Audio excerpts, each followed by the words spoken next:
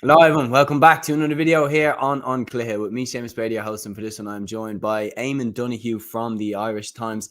We're just going to give a little bit of a recap over the last few days in the GA world. I spoke to you last time, I believe it was on Tuesday, and since then, in the 3 days since, we've had some big stories. So it's time to recap it, have a look back on it, and then just basically shoot our general opinions into the atmosphere and see how much you agree with us.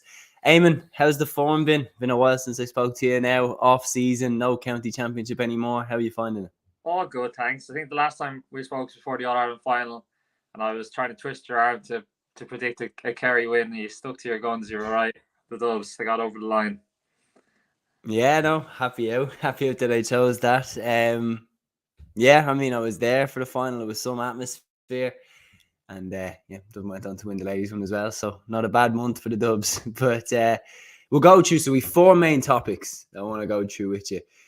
First one is one that I really find fascinating. It's very rare that a team that gets to an All-Ireland semi-final and there's a whisker off making the All-Ireland final is then looking for a new manager next season. But obviously Derry were in very, very unique circumstances. Obviously the manner in which Gallagher had to depart the team, all that stuff behind the scenes. Then Kieran Meena comes in, and now Kieran Meena in the past couple of days has confirmed he will not be staying on as Derry manager. So the question is, who will be Derry's new manager? And there's obviously names being shot around the place. Malachy O'Rourke is the first one that I want to look at with you. Malachy O'Rourke obviously managed Monaghan to Ulster titles. He made them really, really solid. And then obviously he's managed Waddy Graham's Glynn to the All-Ireland Club final last season and back-to-back Derry titles. Is he the front runner? Yeah. I think he's a very strong favourite and like been really heavily linked. Obviously, you know what he'd done with Monaghan, and would have kind of made him an ideal candidate anyway. But then what he's done with the Glen, obviously the reigning champions in Derry already, like it's kind of almost an obvious one if he kind of wants to go for it. And by all accounts, like that's essentially what everyone is reporting at the moment. I think it's a strange one with Kieran in terms of I suppose a lot of the indications were that like the when Rory had stepped down from that role, it was still kind of there was still kind of the same kind of management team that was in place. So like I suppose Kieran leaving is kind of essentially the same as is part of Rory leaving in one. So that would kind of explain the reason why they're looking for someone new in the circumstances. But I think Malachy O'Rourke would be a good fit. He obviously did a really good job with Monaghan. Look, like obviously there's a lot of it's a very controversial topic, and that aside, and like all of that stuff aside, which obviously most important, like Gallagher was obviously a brilliant coach, and that's going to be very hard to replace for that team. And it was a massive part of why that team's progress accelerated so much. But I think what they've got now is like a really good core group of players who are at a good age bracket, and they should be there or thereabouts to stick around. But like as we're seeing, I'm sure we'll talk a little bit about the likes of Down coming through, but he obviously got teams in there already, a lot of strong Ulster teams in there already, but Donegal now as well with Jim coming through. Like Derry are going to need to be at it. Like so, I suppose Malachy O'Rourke will have the massive advantage of knowing some of those key guys like Conor Glass and these boys, and he'll know the landscape of all the county. Like so, by being a club manager, like which is the perfect setup to take a job like that. Yeah, without doubt. And there's some key players as well that you're talking, like Chrissy McCaig. Like there's rumours flying around that he might do a Raymond Galligan on it and come in as the head man there for Derry. I don't see that happening. I think McCaig, personally, I'd be surprised if McCaig steps away. I think he has another couple of years in him. That's just from watching. I think he's still at the top of his game. The other thing is as well, another name that's been thrown into the hat, Conleth Gilligan. He's been thrown in as a potential candidate. Obviously, Kilcoo manager last season. And then Paddy Bradley as well has been thrown in. Donegal boss last season alongside Aidan O'Rourke. Obviously didn't have the best time at it, but very, very difficult circumstances. And when you look at it, they actually did okay in turning the Donegal ship around somewhat in the championship and getting a victory. Could either of those be a better candidate than O'Rourke? Well, Conleth is well respected, particularly in Ulster GAA as a good coach, and he's a good pedigree coming through there. So, like, I think that him more so than Paddy. I think Paddy kind of took, obviously has a massive name as a player, and like it was great experience what he would have got from being involved with Donegal last year. But I would see Conleth more as a viable option there if they were to stay in internal. But yeah, like it's an interesting one in terms of even just tactically and stylistically, like the way that Derry team play. You know, like they've worked massive amount on their skill set, and they've worked a massive amount on like, you know, their one-on-one and their tackling, and you can see all of that in their conditioning and all of that. But they are a very tactically aware team, so then players would have massive demands and expectations for whoever takes over them to be very tactically astute, and you'd imagine the likes of Christy McKagan and these would have an input. Of some kind of an input. So that's where you'd see, I don't know enough about Conleth and that, but, you know, I suppose a lot of the traditional, even the Ulster underage club teams, I'm sure, are tactically astute, such as the way that they kind of see the game there.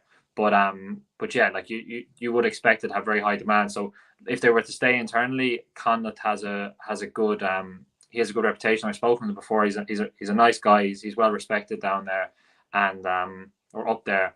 And yeah, I think that he would be a viable option if something like with the likes of Malachy O'Rourke fell through. Paddy Bradley would be a bit more of a, I'd say that would be a lesser option, but it depends again on who they bring in backroom teams, you know, and what coach, like somebody could bring in an S&C team, but yeah, like by all accounts, I think it's Malachy O'Rourke's if he wants it, and like he's solid and he's in the plan that he puts forward. Yeah, no, I would probably agree with you. Damien McCurlane is another name that has been shown around. Obviously managed Derry to that All-Ireland minor final in 2017 where they got the David Clifford treatment. I would be surprised if he got it, because I think his time to get it would have been immediately off the back of that minor run to the final, in my opinion. He's the same this year, though, was he not? Did he win the minor with them this year as well? No, I think he could have potentially done it. I wouldn't. I honestly, hand on heart, I don't know who their coach was this year. But if it was McCurlane, then yeah, there definitely could be a shout there. My final shout is a real dark horse, and it's real from left wing, and he hasn't made it known that he wants the job, and he hasn't really been brought up in the job. But he's someone that I think would just be such a perfect fit if he went for it. Anthony Tohill. Yeah. A Derry legend, and like he is the messiah in Derry. He was midfield in that 93 All-Ireland winning team, and he managed Ireland against Australia. Now, the last man to do that was Colm O'Rourke, obviously, as in a last man who went to Meath after. And make no mistake, like O'Rourke ruled himself out with the Meath job, and then all of a sudden out of nowhere he'd got it. I think if Tohill wants to be involved in the Derry backroom team or management team, they're not going to say no to him, I would imagine. He is a legend there, yeah. But again, I think something like that would have very much come down to, again, that tactical awareness. Like, so you've got a group of players now who are used to sitting down. The amount of analysis and the amount of like tactical awareness that their training would be centered on. And like I don't know with Anthony, but like my experience of that kind of generation of players, that was the best football ever to watch around the time that he was playing.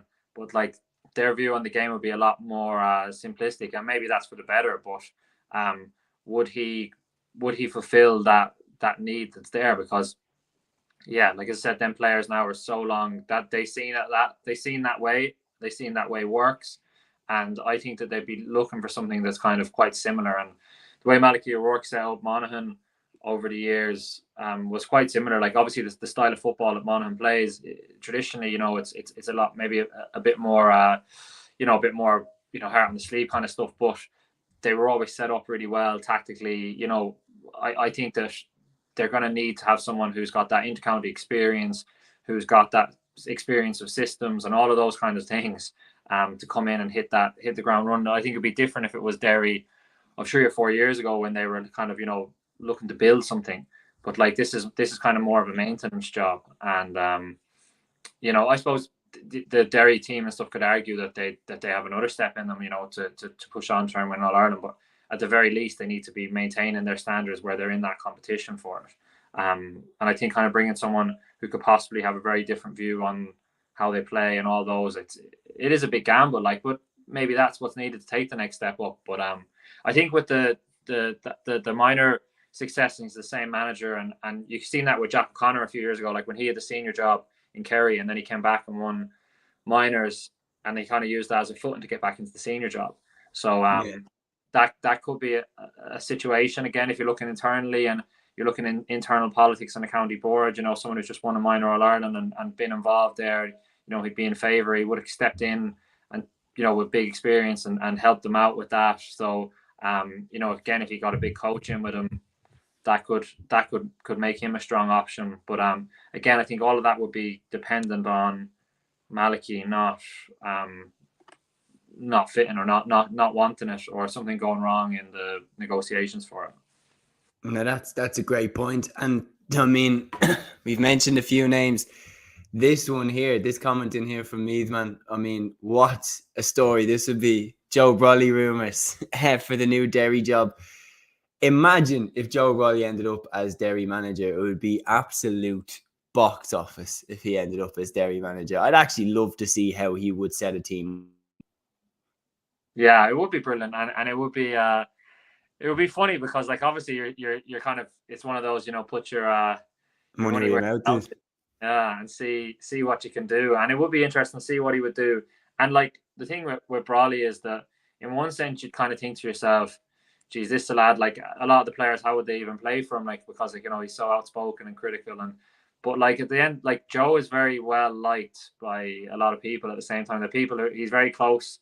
You know, like he obviously can be on social media or on RT, and he can, you know, be having a go at people, but like he's very, very smart. He's a very, very good communicator. Like, so I think in that essence, you know, with a team, especially maybe with one-on-ones anyway, he'd be good, you know, like building connections and building relationships with people. Whether he could inspire a team or, you know, have that authenticity about him, I don't know. I wouldn't predict that he would be a very good manager, but I just think that's because I don't think deep down he'd really want to, or he'd be able to drop the ego and drop it about him.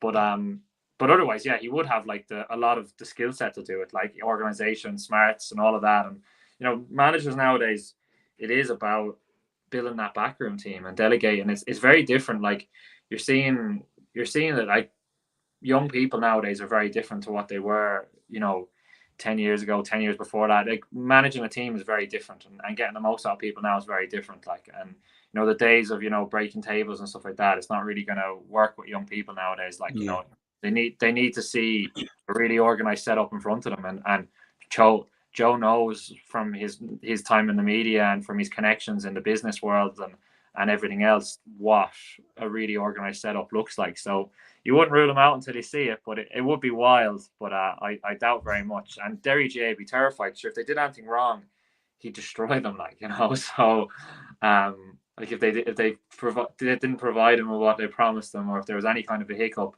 yeah, he'd destroy them. Like, so yeah, I don't see that one coming. But it is interesting, as you said, a team in their position. And the big one that I think is really interesting in Ulster is just Jim McGuinness coming in with Donegal. Yeah.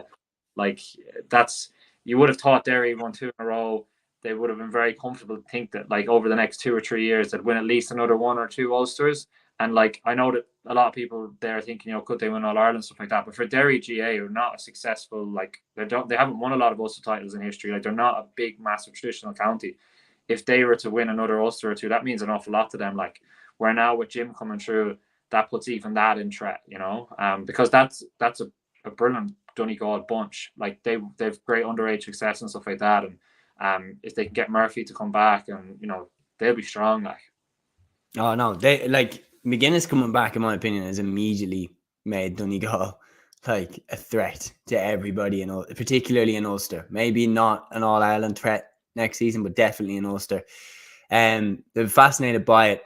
If I were to pick one, if I were to say, right, I can wave a magic wand and pick the perfect Derry management team, I probably right now in this moment would go with O'Rourke at the head of the ship. You know, try and work out how we could get Anthony Tohill and Paddy Bradley in alongside him. I think that would be an awesome ticket. if they're able to get that working and all be working together. Not too many head chefs in the kitchen, not all trying to work their own magic, but if they're all working cohesively together, I think that would be an awesome ticket. Brawley is a bit of a wild card. I do agree with you that if they drop their standards at any point, he is capable of then blowing the lid off it. So I think that is a dangerous one. But I think as well, you are right. He also might be exactly the type of person that you want around. It's just we haven't seen him around a team before. So how can you know if he would be good, or how can you know that he would be bad? It's hard to put. But if you were to put down your management team for Derry next year, wave a wand, anybody comes in. Obviously, then the other thing I'd add in is get Callum Brown and Anton Toho back from Australia if you can. But if you were to get anyone on the ticket, who would you pick? Tohill is back, is he not, the young lad? I think he was back last year. I think he was back. Anton? Yeah, I think he was. That's good news then. That's 1 out of 2. I just don't think he was getting in there on the team. But Brown would be a massive addition. Like I haven't, like, I've only seen clips of him when he was minor, and I've seen clips of him playing over in Australia. It seems like a serious athlete, like, and real comfortable mover, like. But yeah, O'Rourke, I think, and I think Gilligan would be the person I'd be looking at, you know, as your internal guy to kind of get involved with him. And yeah, like, I think a Tohill or a Paddy Bradley, I think it's great for someone to have someone like that in there. Even if you've seen, like, when Mayo brought Kieran MacDonald in, it just inspired those, you know, young lads and stuff like that in the squad, just to know that, you know, just to work with someone like him. And I think it's great. I think a lot of these ex-players get brought in as managers, and I think a lot of them are better off in background roles, because I think there's a very big difference between managing a team and teaching what your skill set is, or even managing teaching what your skill set is. Like, I think, like, we listen to Sean Kavanagh sometimes on the telly, and I'm just like, it can be tough enough to listen to some of the analysis. I don't think it's as good as what he was as a player. But, like, if he was just to break down, better example, Michael Owen, absolutely atrocious on television. Yeah. Starts talking about finishing and how to finish goals. It's absolutely brilliant. Like, and if you had him in a backroom team just working with strikers on finishing, like, that would be brilliant. Like, but you couldn't let him near managing the team. Like, and the same, like, Sean Kavanagh would have a huge amount of insight into certain elements of the game, but talking in a holistic route. A lot of the best players don't know that, because what made them so good is they were just tuned into what they did, you know. So they don't realize the rest of the stuff, and then they go into managing and they see the world around what they did, and that's why they struggle. Like, but yeah, my thing as well, when you're trying to analyze would a player be a great manager, is you look at the type of player that they were. Yeah. And you're saying, for example, it didn't surprise me at all. For example, I know we're switching sports here, but it didn't surprise me at all that Thierry Henry was not a good manager, because the way he played the game was very much like, when he wasn't playing with the best players, he'd be very much like, here, give me the ball, I'll do it. Yeah. You know what I mean? That type of thing. And whereas Steven Gerrard, for example, I know he didn't do well at Villa, but it didn't surprise me when he did well at Rangers, because he was used to dragging bang average players to results on the field. You look at other people in the GAA, for example, you would look, for me, Kieran Kilkenny would be a very good coach, because he's very used to stringing the game together. But you look at, for example, who could I put it? Who's somebody who's like kind of does it by himself. You'd be hard to say. Like, it'd be hard to pick one from the top of your head. Diarmuid Connolly, Diarmuid Connolly wouldn't be a good manager, in my opinion, because he's such a gifted player. And I feel like when you're that gifted, it's kind of hard. And like, it is hard to get it through your head that people can't just do what you could do. And if you can't just do it, you were a special type of player. Whereas I feel like players that were more used to the grind would be better coaches. Yeah, definitely. But I do think that the likes of a Diarmuid Connolly in a setup would be gold, because he'd bring so much, he'd inspire around them, and he'd bring so much. If you think you're not listening to him, if he tells you to do something, and he pull you aside and tell you, like, about, you know, kicking technique, or, you know, like something that he worked on, or skill set that he applied, like, that could be worth so much to you. But, like, him explaining, like, you know, a structural concept where like that wasn't a part of his game, it's not a part of his approach. Like, it would be very unusual, very rare. Like, if you look at players like, you know, like the likes of Jim Gavin, like when he played, like he wasn't the star, like, you know, like so to have that kind of a mindset, like, you know, like he'd have been more of a Paul Finn of the team, like, whereas them guys. But then at the same time, the reason why a lot of these stars go into management is because their names are so big that they just kind of, they're almost being called upon. Is that they, you know, they save the team when they're playing, could they save it as a manager as well? And as I said, it's just changing now. Like the GA, all sports are changing, but the GA, like there's an expectation, like players expect a certain level, like when they're in the dressing room, they expect a certain level of organization and everything, like tactically, they expect everything to be a certain level, and they also expect a certain level of communication. So but yeah, like for Derry, if they had somebody like that, a Tohill or a Paddy Bradley in the setup, you know, you'd be laughing.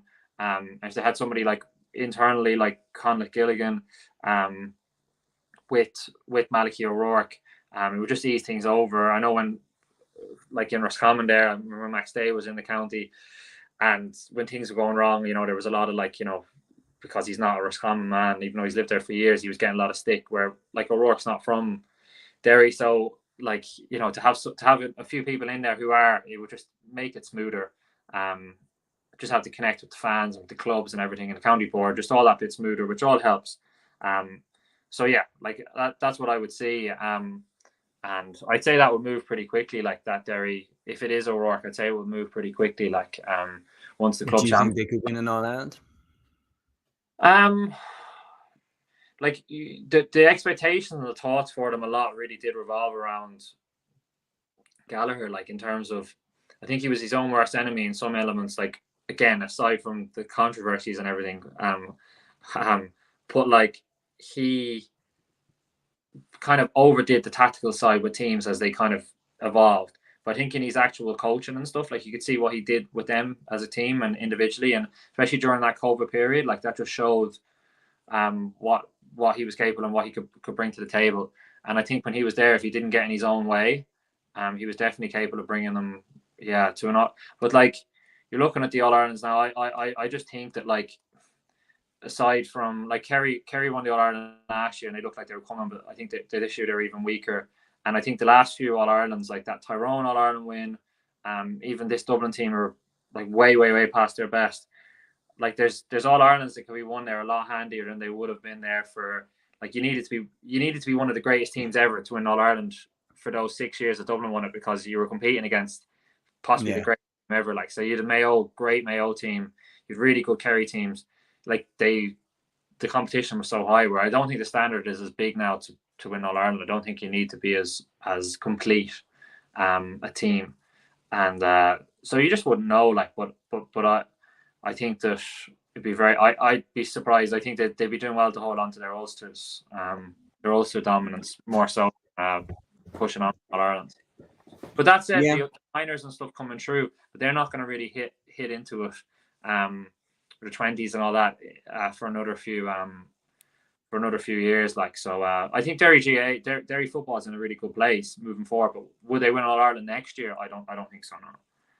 Yeah, I think they can over the next couple of years, but I don't think it'll be next year. But I do agree with you. I think it's up for grabs now. I think if I have to say who's likely to potentially put together 2 or 3 All Irelands in a row, it is Kerry who are the most likely to do that. And I think Dublin's All Ireland is probably, I would say, like brutally honest, I think it might be the last one for a few years. I think we could see a lot of the Dubs step away now over the winter. But be very interesting to see who sticks around. But Derry, I think, could nip one in there. And that's why I think also Donegal would have perked up when McGuinness came back. You know, there's an opening here, just like there was in 2012 and that type of thing. But one thing, if Derry do make the final, they will be playing it in July once again, because the All-Ireland football final will remain in July for 2024.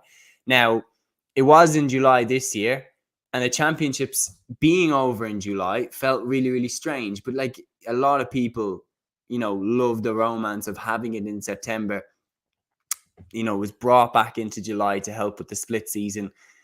But then again, at the same time, what split season really? Like the Dublin Club Championship in the football started 10 days after the All-Ireland final against Kerry. So we've brought it back to July to try and get a split season, and we haven't really split the season at all. It's really, really difficult to kind of say whether or not it's the right thing to keep doing this. July for me, I think, is a great idea if you are giving the players August off, because then you have the split season. Do you agree with what I'm saying? Yeah, it'd be very hard to fit a whole championship in though in September and October, and then get provincials in as well, and try and have an All Ireland. I get what you're saying. Like it only what you're saying only impacts on Dublin really, or Kerry, in terms of a consecutive, like rather than a one-off year. And I think Dublin are used to it now at this stage in terms of players coming back in a week later playing club championship. But like for most other counties, if it waited any much longer than being back a week after the All Ireland final, there'd be a huge gap between them exiting, and which the bigger the gap you have for club players, the more risk there is for lads going to America. And that's as much as the split season. The split season is a huge. Having that split season is very good for club players in terms of giving them an organization, a structure, like a defined season. But it was also, the other challenge that clubs are facing is avoiding giving that too big of a gap for lads to just go on mass exodus to America and coming back at a bad time. So in terms of integrating back into it. So I'd be in favor of, like, in terms of a championship feeling like it should be in September, or traditionally being in September, or like I don't think that's relevant at all. I think it just needs to be, the season needs to just work for players, and like by all accounting the players are very happy with it, like and I think that's all that matters. Like you hear a lot of like people in the media and stuff like that complaining about it, like, but I don't really see enough coverage in the media, like good quality coverage, for people to be complaining. Like if the All Ireland finals and stuff aren't getting enough coverage, for a start, we should look at improving the coverage and increasing the coverage before we start complaining about why the dates are there. Like I just don't subscribe to any of that at all. Like I think that it should be a player-led decision, and it seems like it has been. And I think that to increase the coverage, we should start with like increasing the coverage and forgetting about dates. Like, like television coverage outside of live matches it's completely absent. Like in terms of like actual coverage in general media, like it's very, very generic. I just don't see the build up being that good. Like and to blame it on the dates, I just don't see it. Like there is the argument in terms of you don't have that build up to an Ireland final in terms of in the community and all of that, but like that's only affecting 2 counties, and like I don't subscribe to it at all. Like I understand it's not perfect. There are a lot of things that I would be changing before I'd be changing that. Like yeah, no, that's a good point. Like personally, I do just think my original idea behind it was that the players have a bit of a life before club championship comes back, and they get a chance to go abroad. Because I think if you give them set times in the year where they clearly have it off for championship, I feel like you have a better chance of holding on to the players. I feel like you have a better chance of them sticking around for the club championship. If they can go away in August, I know it's hypothetical, but if they can go away in August and come back in September and the club championship kicks off, they're more likely to go away in August and be back for September, rather than to be like, I'm going to be away anyway, so I'm just going to stay in the States. That type of thing. I feel like you'd be more likely, but at the same time, I get it. Like there's a lot of things that change. And I remember even speaking to loads of lads, and one of my friends immediately put me straight right on it. He just said, if the club championship was to kick off in September, we'd be doing training camps in August. Yeah. Like that type of thing. So it would be one of those things that, again, look, you give them the break in August, they'd be in training camp in September. They'd be in training camps if they had August off for a September game. Yeah, I think that's the big issue. It's a strange one. Like I was looking at, like even some counties, like when they start, every county is running their situation very differently now since the split season came in, and like it's very hard to kind of gauge across the board, because as I said, like a lot of counties are still running their championships even similar to how they used to. Like I think one of the things that it's definitely blocked out is that thing of playing 3 championship games or 2 championship games or 1, and then having like 2 months and then finishing your group. Like that was ridiculous. Yeah. And it stopped that. So like you now can have a period where you can be like, right, I'll miss a couple of league games, but I'll be back, and I'll be back for the running of the championship. And if I could commit for these 2 months, I'll be there for all championship, and that commitment will rise if we get to a semi-final or a final or something like that, and you know what you need to commit for. But like, yeah, like if you give a gap there, the clubs will just fill in league fixtures in that period, and there'll be just build up in training camps. So I think what you're saying is very specific for Dublin in terms of for the county players. It is tough on them. Like, I know that a lot of Dublin county players, when they did win that All Ireland, they did go on holidays, and they did come back literally like days before their first round of club championship. Like, and that is wild. And if you were to say that to most counties, like, the first time you'd see your county player in the club field is when they walk out in the first round of championship. They'd be like, that's a disgrace. But like, this is a unique situation. Like, they just had to play in the whole season. We got to our final. They needed to go away at some period, and like, so it's tough on Dublin, and it's particularly tough on Dublin because they're consistently there. So like, Kerry, club football in Kerry, like, they play so much club football, it doesn't seem to be a problem for them, because traditionally the more time you give them, the more fixtures they'll put in there, the more tournaments they'll put in there. They see as much football as possible as a good thing. Like, so yeah, I think that it's an issue, as I said, that kind of running, that close running, is an issue specifically for the Dublin clubs, because, like, let's say Galway get to an All-Ireland final, or if Derry get to an All-Ireland final, like, they're not getting there every year. Like, it's a one-off kind of thing. Like, so yeah, I'm happy enough with the structure of it, that I see it can be improved on, but like, I definitely wouldn't be moving it to anything that would affect the fact that you've got a defined business end of the season. That would be really, really clear for club players. As said, like, that you could book. You've got a clear period of the year where you can have a wedding and not be a hassle. You can go on holidays and not be a hassle, and that stuff all needs to be clear. Like, so yeah, like, in other ways, like, the Dublin Championship and League is really well organized. Like, in terms of just the fixtures and stuff like that in general are just really well organized. And a lot of other benefits for club players, like that other counties don't have. Just the fact that all the club players are playing in their club just beside them. Like, where most country clubs, lads have to travel length and breadth of the country to come play for their clubs. Like, so I think that can make up for the fact that they have that against them for the week after the Ireland final. Yeah, 100%. Yeah, it's a debate that you could have all day, really, to be honest. What is the best structure?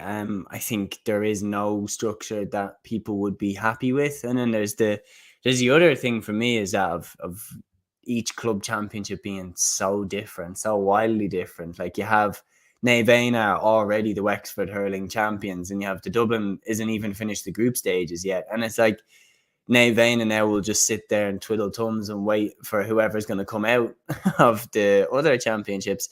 Tyrone's football championship is straight knockout. Kerry run 2 championships. Like, I would love if every championship, in a beautiful world, if every championship was exactly the same, and we knew who was in all the semi-finals at the same time, who was in all the finals at the same time. Imagine if we had one weekend where every football final was happening. Like, what a weekend of coverage that could be.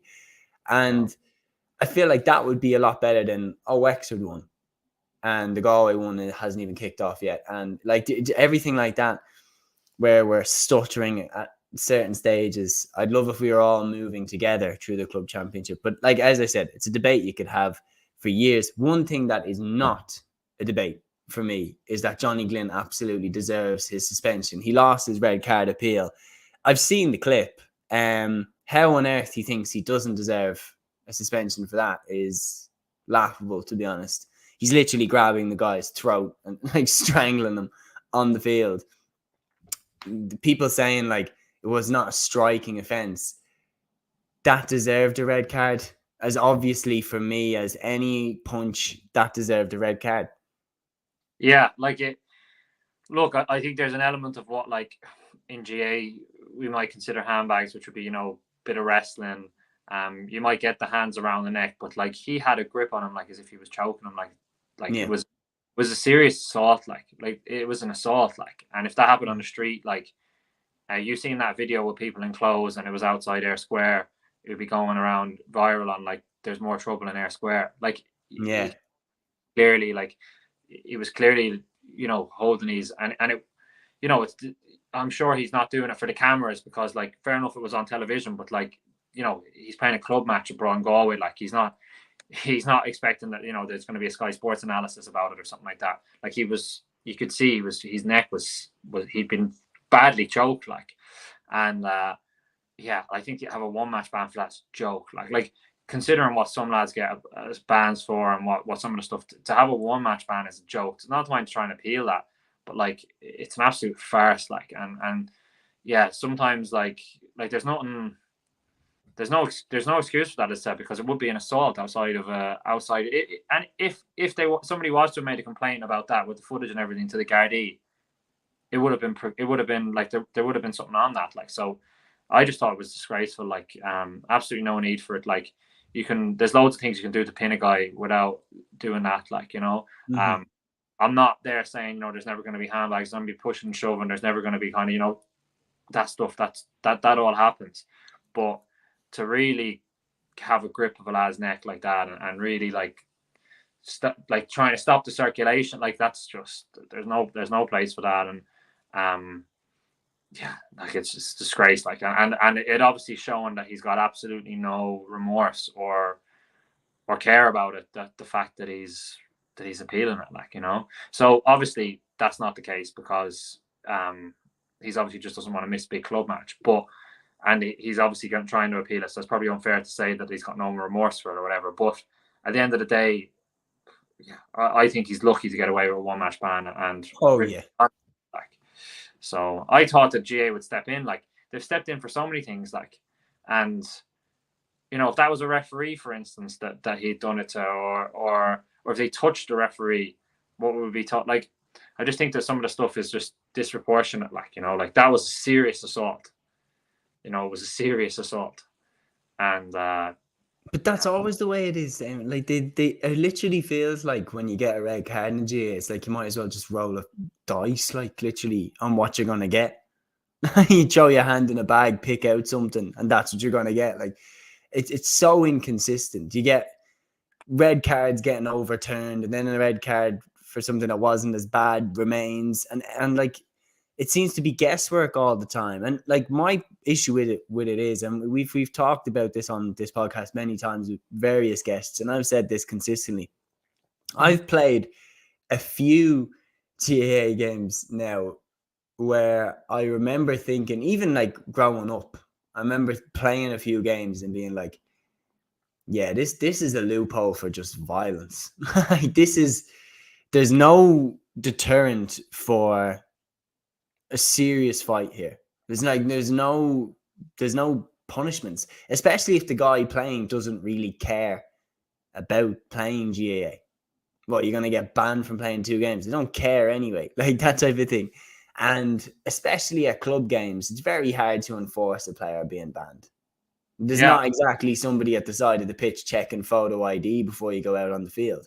And that's why, remember the guy who hit the referee in Wexford? That's why I literally came on and I said he should not be banned from playing games as his only punishment. I said he should be banned from going to games, but if you think he's not just going to rock up in a little cap and stand on the sideline and say that his name is something else, you're hugely mistaken. He's going to be back. I guarantee he's already been to a club game since. Yeah. But yeah, it's different. And with Glynn, like that, with Glynn, in my opinion, the Johnny Glynn incident for me is far worse in a way than hitting someone. Because when you look at, say, for example, like Benny Dunn, for example, in the All-Ireland final against Kilkenny, when he just turned and hit Tommy Walsh with the hurley stick, that's just a moment of madness. He just lost his mind for 2-3 seconds. Johnny Glynn is holding Morrissey's neck down for a long period of time. That's not a moment of madness. That's a continuous moment where you've lost your cool. Yeah, like, that's not one split second of losing your temper. That's a proper, you're trying to hurt this guy. Yeah, that's the thing. Like, when you're watching like a brawl or something, you know, like Galway, Armagh having a brawl and lads pushing and shoving, and like, you know, there could even be a swing here or there. But when somebody comes in and fish hooks someone like from behind, like Tiernan Kelly, yeah, you can see there's an intent in that. Or you know, like when there's a bit of pushing and shoving on the ground and you get in and you have your hands on your neck and then you just don't let go. There's like, I think it's very hard to police like true words, because that's what it needs to be to have the laws of the game, you know, for what is what. But I think there's an intent, like for me, what I see there is like an intent to hurt someone. Like there's an intent to hurt someone. Whereas if I'm marking you and I swing back, like, is there an intent to hurt? Like, I don't think so a lot of the time. I think it's almost like there's an element of gameplay, but like again, it is very hard to define because these guys are bringing in lawyers or legal experts who are coming in and they can really play with those words. But and then once one person gets clear, then there's precedent on certain things. But like, if there's video footage and there's a clear intent, like, yeah, I think as a game in the GA, like we fall in between these different things, like, as you know, like we're trying to police things in a very proper manner, as if we're like a professional sport with these laws and stuff. But at the end of the day, like, these are amateurs, and like that lad had to go back to work, like, with he's probably struggling to catch his breath probably, and like his neck all bruised, like, and it could have been worse. Like, you know, he's not a professional sports person. Like, Johnny might be living the professional life and flying back and forth from America to play games, but he's not, like, you know, and I just thought it was really bad, like really bad form, absolutely no need for it. As I said, you know, to pin a lad or to have anything like that or back and forth, or if they were both had a hold of each other, but like when you're on top of a guy and you keep escalating it and you grab the neck and you hold it and hold, like, that's just atrocious. Like, it's absolutely atrocious. And yeah, and I think that he's lucky enough in the time of the year it was, in terms of Rugby World Cup coming up, GA riders all on holiday. He avoided like being absolutely nailed for it, other than on social media, because yeah, like it hasn't been as covered as widely as it could be. Where there's other, like, if that was a club final now in a few months, where the GA pages are fairly quiet, but all the writers are looking for something to write about, and somebody does something small, they'd be all over it, like, you know. But you think of different things in games, like the players have done in top inter-county games and stuff like that, and out of frustration and stuff, and the big fine or the big bans and stuff that they've got. I just think this is worse than any of it, like, that I've seen in a long time. Like, I just think it's really bad. Like, so yeah, for him to have one match ban is a joke, and even the thought of it being appealed to have nothing would be ridiculous, like, you know. So well, that's it. It doesn't surprise me at the same time, though. I mean, I always said this, like, it's like you can break it down and all this. It's like they're whinging, isn't it? When the appeal, it's like, oh, but I want to play in the game. Like, it's like that's literally all it comes out. There's no logical reason as to why he should get off with it, and he shouldn't. And he deserves more. He's lucky that he only got a 1-match ban for that. Somebody that might not be playing next season. I mean, Down have started to lose their minds. Odhrán Murdock.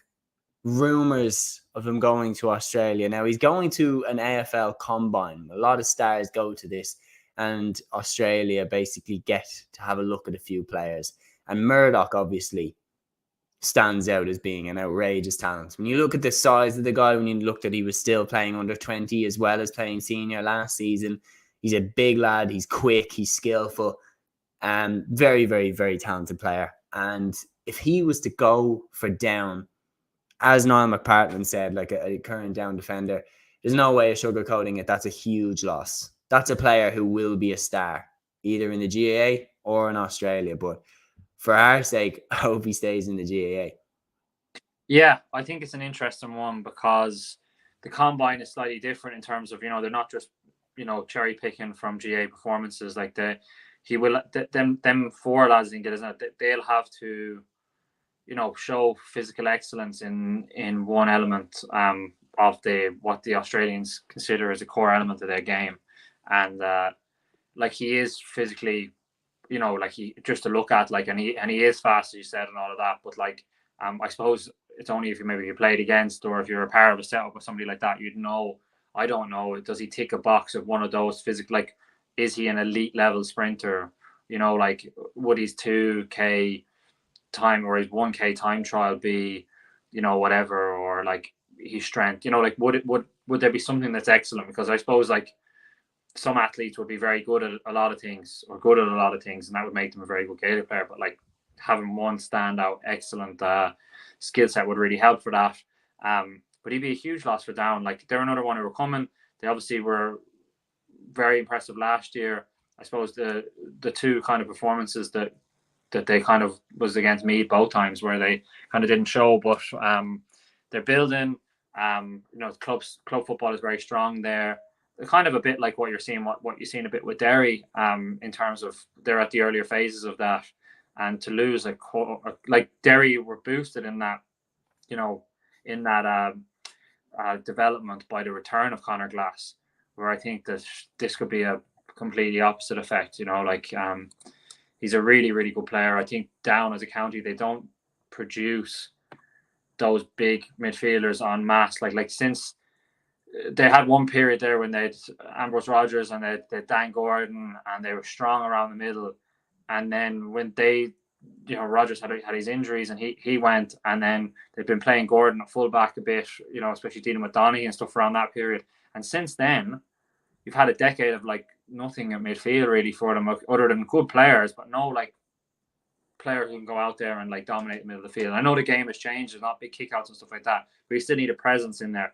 And like he's a guy who they're developing, that like if they were to play, a big league game or a big championship game against anyone, that he'll provide that for them in the middle of the field. And that's going to be very, very hard to replace, because I said in midfield, you're not just replacing a really good player, you're also replacing a really good player and that physical profile. So, and lads like him don't fall off trees. Like, so yeah, he'll be a huge loss. Like, and of the four lads who were mentioned, I think he's arguably the most likely to be picked up. Like, yeah, no, I would agree. And like, that's the other thing as well, is that with the championship, what Down are looking at next season, Ulster is going to be extremely hard to win. The All-Ireland will be extremely hard to compete in. Murdoch could be tempted to go to Australia, and I wouldn't blame him, especially at such a young age, to get such a secure career down and to get to go over and get paid to go and play in Australia. I definitely wouldn't blame him for doing it, but hopefully he stays playing GAA to some level anyway. But yeah, so that's a recap of the couple of days that we've just had since I last spoke to you, as we spoke about who Derry's new boss will be. Johnny Glynn losing his appeal, the All-Ireland final staying in July, and Odhrán Murdock, will he go to Australia? Only time will tell. My thanks to Eamon for joining me on this latest episode of the An Cluiche Podcast. Thanks to you, the viewers, for giving us your time. And until the next one, guys, take care.